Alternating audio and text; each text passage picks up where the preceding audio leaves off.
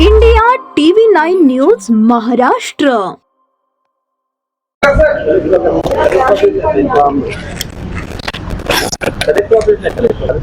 SIRच्या माध्यमातून एक्सरसाइज जी आहे ती महाराष्ट्रात सुरू झाली आहे। मॅपिंग सुरू झाले। जून महिन्यापासून एन्युमरेशन फॉर्म देण्यात येणार आहे। तर आम्ही आज कलेक्टरला काँग्रेस पक्षाच्या माध्यमातून आमचे शहर अध्यक्ष, जिल्हाध्यक्ष, सगळे तालुका अध्यक्ष, सगळे ब्लॉक अध्यक्ष आम्ही भेटलो आणि कलेक्टरना निवेदन दिलं आणि विनंती केली की SIRची प्रक्रिया ही महाराष्ट्रात आणि सोलापुरात ही पारदर्शक झाली पाहिजे।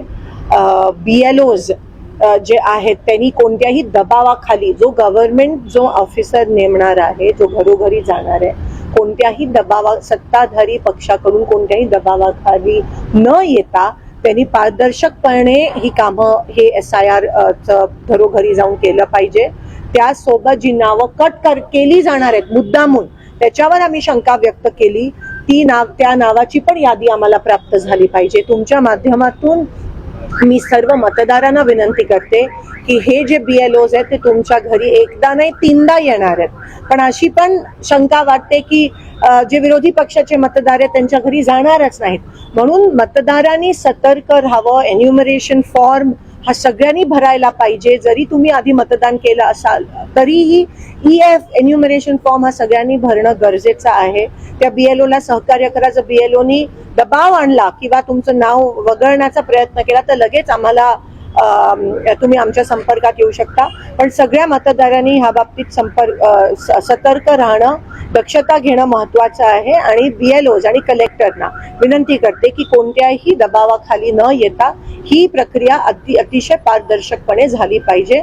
आमच्या पण BLA सोबत घेऊन प्रत्येक ठिकाणी जाणं गरजेचं आहे। घरी जाण्यासाठी नकार येतात अनेक वेळेस।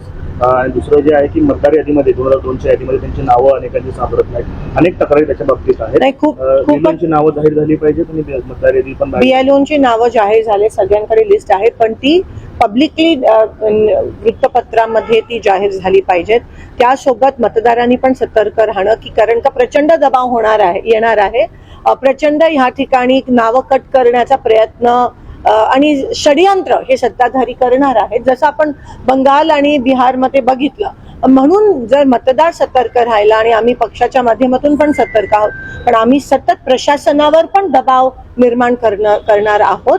आम्ही प्रशासनाच्या सोबत आहोत। जर सत्ताधारींनी त्यांच्यावर दबाव आणला तर आम्ही तुमच्या सोबत आहोत हे तुम्ही विसरू नये, असं एक आश्वासन कलेक्टरना ह्या ठिकाणी आम्ही देतो। कांद्याचे भाव जे आहेत ते कुठेतरी घसरतात, कांद्याचे भाव घसरतात, पेट्रोलचे भाव वाढतात, डिझेल आता पेट्रोल पंपवर बंद करण्यात आलं आहे असं मला आज बरेच शेतकऱ्यांचे फोन आले। काही ठिकाणी त्या ठिकाणी फक्त 500 रुपये 2000 रुपयाचं डिझेल भरण्याची परवानगी देत आहेत। त्यासोबत खत पण त्या ठिकाणी बंद शेतकऱ्यांना मिळत नाहीये।